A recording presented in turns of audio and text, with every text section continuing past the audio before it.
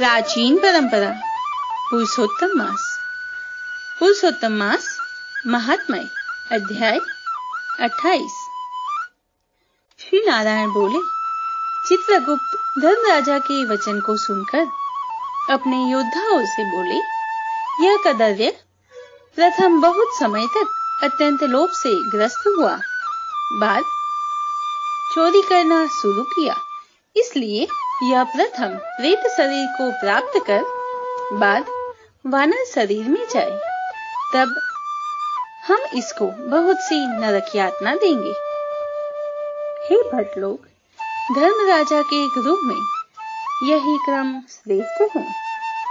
इस प्रकार चित्रगुप्त से आज्ञा प्राप्त होने पर भयंकर भट लोगों ने चित्रगुप्त की आज्ञा के अनुसार शीघ्र वैसा ही किया और उस ब्राह्मण को पीटते हुए प्रथम प्रेत शरीर में करके फल रहित वन में रखा। वह ब्राह्मण प्रेत योनि को प्राप्त कर उस निर्जन गहन वन में श्रद्धा तृषा से अत्यंत व्याकुल होकर भ्रमण करने लगा। प्रेत योनि में होने वाले दुख को भोग कर बाद फलों के चोरी करने से होने वाली वानर योनि को गया। सुंदर शीतल जल और छाया तथा फल पुष्प से युक्त जम्बूखंड के मनोहर सुंदर कलकचोर पर्वत पर वहां इंद्र से बनाया हुआ उत्तम कुंड है। मानसरोवर के समान पवित्र सत्पुरुषों से सेवित, पापों का नाश करने वाला, देवताओं को भी दुर्लभ मृग तीर्थ नाम से प्रसिद्ध था, जिसमें श्राद्ध करने से पितर लोग सद्गति को चले जाते हैं। वहां पर देवता लोग दैत्यों के भय से मृग होकर निरंतर निर्भय स्नान करने लगे, इसलिए विद्वान लोग उस कुंड को मृग तीर्थ कहते हैं। मनुष्य शरीर को प्राप्त कर यह ब्राह्मण वहां पर फलों की चोरी करने के पाप से प्रथम वानर शरीर को प्राप्त हुआ। नारद मुनि बोले, त्रैलोक्य को पवित्र करने वाले रमणीय मृग तीर्थ में पाप कोटि से युक्त वह दुष्ट वानर कैसे वास करता हुआ? हे नाथ, हे तपोधन, मेरे मन के संदेह को काटो, क्योंकि आपके समान गुरुजनों का अपने शिष्यों के विषय में कभी भी गोप्य नहीं होता। सूत जी बोले, हे विप्र लोग, इस प्रकार नारद मुनि से प्रेरित होने पर अत्यंत प्रसन्न तपोनिधि नारायण भगवान नारद मुनि का सत्कार करते हुए बोले। श्री नारायण बोले, कोई चित्रकुंडल नाम का महान वैश्य था। पतिव्रत धर्म में परायणा तारका नाम की उस वैश्य की स्त्री थी। उन दोनों ने भक्ति से पवित्र पुरुषोत्तम मास का व्रत किया। श्री पुरुषोत्तम मास का व्रत करके जब श्री पुरुषोत्तम मास का व्रत करते उन दोनों का श्री पुरुषोत्तम मास बीत गया, अंतिम वाले दिन के आने पर स्त्री के साथ हर्ष से युक्त श्रद्धापूर्वक चित्रकुंडल ने उद्यापन किया। पुरुषोत्तम मास के उद्यापन विधि करने के लिए वेद और वेदांत को जानने वाले गुणी स्त्री सहित ब्राह्मणों को बुलाया। हे नारद, वहां पर धन के लोभ से कदर्य भी आया। उद्यापन विधि के पूर्ण होने पर चित्रकुंडल ने बहुत बड़े दानों से उन सपत्नीक ब्राह्मणों को प्रसन्न किया। उन समस्त ब्राह्मणों के प्रसन्न होने पर भूयसी दक्षिणा को दिया। उस दी हुई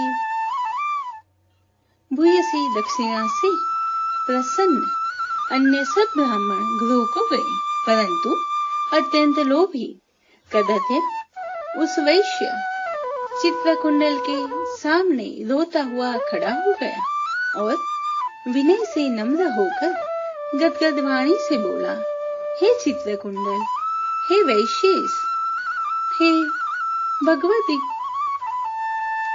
के सूत्र, आपने पुरुषोत्तम मास का व्रत विधि से अच्छी तरह किया। इस तरह पृथ्वी तल में कहीं पर किसी ने नहीं किया। आप कृतार्थ हो, सर्वथा भाग्यवान हो जो तुमने परम भक्ति से पुरुषोत्तम भगवान का सेवन किया।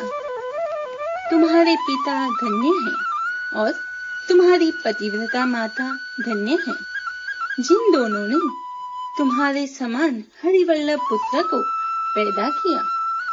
यह पुरुषोत्तम मास धन्य से भी धन्य है, जिसके सेवन से मनुष्य इस लोक के और परलोक के फल को प्राप्त करता है। हे विशांबते, तुम्हारी इस पूजा को देखकर मैं चकित हो गया। अहो, तुमने बहुत बड़ा काम किया, इसमें संदेह नहीं है। हर्ष से दूसरे ब्राह्मणों को भी बहुत सा धन दिया। हे पुरीत, भाग्यहीन मेरे लिए क्यों नहीं देते हो? इस प्रकार कदर्य के कहने पर चित्रकुंडल वैश्य ने कदर्य को धन दिया। कदर्य ने धन को लेकर प्रसन्नता से उसको जमीन में गाड़ दिया। वहां पर कदर्य ने श्री पुरुषोत्तम की बड़ी पूजा देखी और धन के लोभ से पुरुषोत्तम मास की प्रशंसा की। पूजा के दर्शन महात्म्य से और पुरुषोत्तम भगवान की स्तुति से तथा धन का लोभ होने पर भी मृग तीर्थ को आया। सूत जी बोले, दर्शन से, स्तुति से, धन के लोभ करने से भी दुष्ट वानर को उत्तम तीर्थ का सेवन हुआ। हे द्विज लोग, श्रद्धा से आदर पूर्वक पुरुषोत्तम देव के दर्शन और स्तुति में तत्पर सपत्नीक के पुण्य का क्या करना है? नारद मुनि बोले, हे ब्रह्मन, सुंदर वृक्षों से शोभित, सुंदर शीतल जल वाले, मनोहर घनी छाया वाले वन में उसके रहने का कारण क्या है, सो आप कहिए। श्री नारायण बोले, हे नारद, हे अनंत, तुम सुनो। सुनने की इच्छा करने वाले तुमको मैं कहूंगा।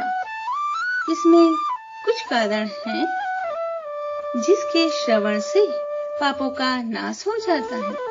जब समस्त अर्थ और फलों के दाता दशरथ के पुत्र रामचंद्र जी ने समुद्र में सेतु बांधकर दुष्ट रावण का नाश किया, उन रामचंद्र जी ने विभीषण को छोड़कर बाकी समस्त राक्षसों का वध किया, किसी को नहीं छोड़ा। अग्नि में परीक्षा कर सीता को ग्रहण किया। ब्रह्मा, शंकर, इंद्र आदि देवता रावण के वध से प्रसन्न होकर बोले कि हे राम, तुम वर को मांगो। ऐसा करने पर भक्तों को अभय करने वाले रामचंद्र बोले, हे देवता लोग, यदि इस समय वरदान देना है तो सुनो। यहाँ पर राक्षसों से सूरवानर मारे गए हैं, उनको हमारी आज्ञा से अमृत वृष्टि कर शीघ्र जिला दो। तथास्तु कहकर ब्रह्मा, शंकर, इंद्र आदि देवताओं ने अमृत की वृष्टि करके वानरों को जिला दिया। तदंतर वे जयशाली समस्त वानर जीवित हो गए और चीर काल तक शयन कर उठे हुए के समान देखने में आए। रामचंद्र चारों तरफ बैठे हुए समस्त वानरों के साथ पुष्पक विमान पर सवार होकर प्रसन्न मुख कमल वाले सपत्नीक रामचंद्र बोले।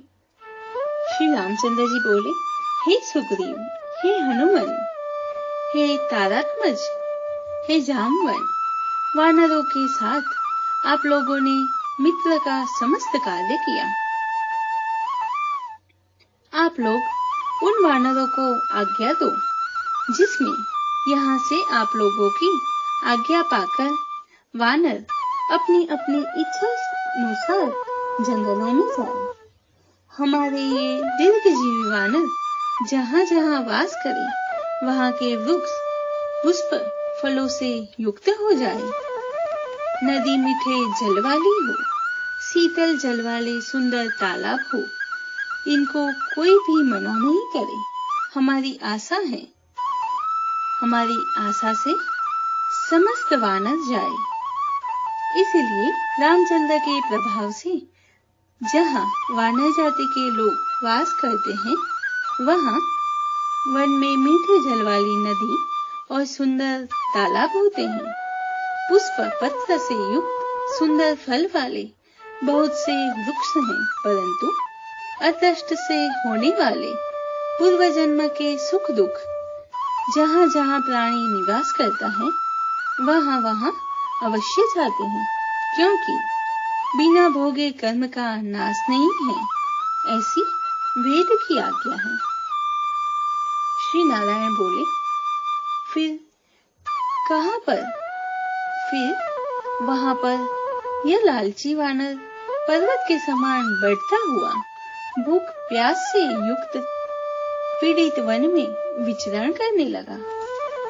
उसके मुख में पित्त के प्रकोप से पीड़ा उत्पन्न हुई, जो उसका जन्म का रोग था। जिस पीड़ा से मुख के घावों से दिन रात रुधिर बहा करता है, अत्यंत पीड़ा के कारण कुछ भी भोजन नहीं कर सकता था और वह वानर चंचलतावश वृक्षों में से उत्तम फलों को तोड़कर मुख के पास ले जाकर बहुत से फलों को जमीन में गिरा दिया करता था। वह वानर पीड़ा के कारण कहीं भी एक स्थान पर बैठने में असमर्थ था। एक वृक्ष से दूसरे वृक्ष पर जाता हुआ मृत्यु को सुख देने वाला मानने लगा। इसी समय पृथ्वी पर गिर पड़ा और अत्यंत दुखित हो विलाप करने लगा। शरीर के टूट जाने से जलहीन मछली के समान तड़फड़ता हुआ रुदन करने लगा।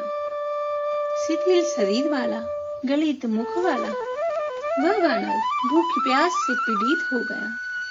उसके समस्त दांत मुख रोग से पीड़ित होकर गिर गए। पूर्व जन्म के कृत पाप से इस तरह दुख को प्राप्त हुआ। इस प्रकार नित्य प्रति निराहार रहते हुए वानर को देवयोग से पुरुषोत्तम मास आया। उस पुरुषोत्तम मास में भी उसी प्रकार शीतवात आदि से पीड़ित रहा। इसी समय बहुल पक्ष में गहन वन में विचरण करता हुआ प्यासा वानर कुंड के पास पहुंचने पर भी जलपान करने को समर्थ नहीं हुआ। भूख से युक्त भी चपलता से वहां ऊंचे वृक्ष के ऊपर चढ़ गया। एक वृक्ष से दूसरे वृक्ष पर जाते हुए उसके बीच में एक कुंड आ पड़ा। बहुत दिनों से निराहार, शिथिल इंद्रिय और जर्जर शरीर वाला, निर्बल शिथिल प्राण वाला कुंड के तट भाग में आया। इस प्रकार 10वीं तिथि से 4 दिन तक वानर को श्री पुरुषोत्तम मास में उस कुंड में लोटपोट करते बीत गए। 5वें दिन के आने पर मध्याह्न काल में उस तीर्थ में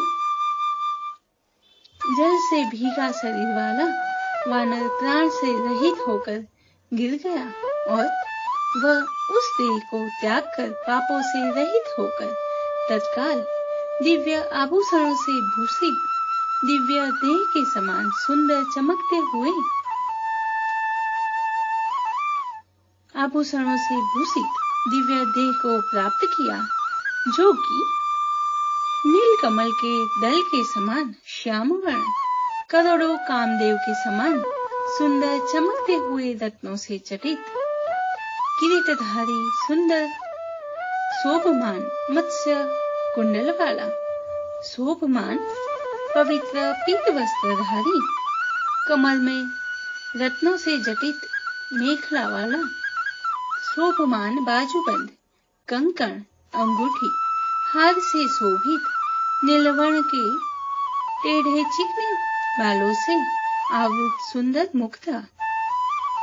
उसी समय शीघ्र वहां वैष्णवों से युक्त विमान आया, जिसमें भेरी, मृदंग, पटह, वेणु, वीणा का महान शब्द हो रहा है और देवांगनाओं का नाच हो रहा है।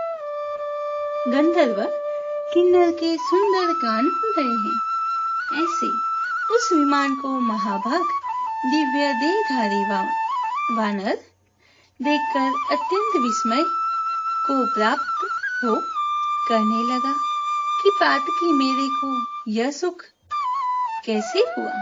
यह विमान सुख बड़े पुण्यात्मा को ही होना उचित है।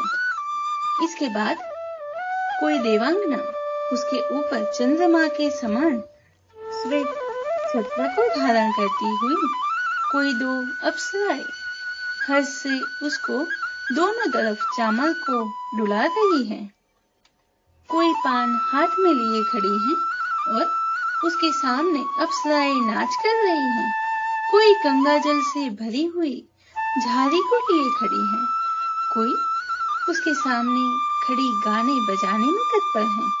इस प्रकार उस वैभव को देखकर चित्र में बने हुए मैं समान निश्चल हो गया। यह क्या है? मुझ दुष्ट पातकी को किस पुण्य से यह सब प्राप्त हुआ? मेरा कुछ भी पुण्य नहीं है जिसमें मैं हरि भगवान के परम पद को जाऊं। श्री नारायण बोले। इस प्रकार तर्क करते हुए कदर्य ने सुख का बहुत बड़ा खजाना दिव्य विमान को सामने देखकर आश्चर्य किया। बाद हरि भट्टों ने उस कदर्य का हार्दिक अभिप्राय जानकर उसके सामने विनय पूर्वक हाथ जोड़कर उसके चरणों में नमस्कार कर वानर शरीर को त्यागे हुए उस कदर्य को सुंदर वचन कहा।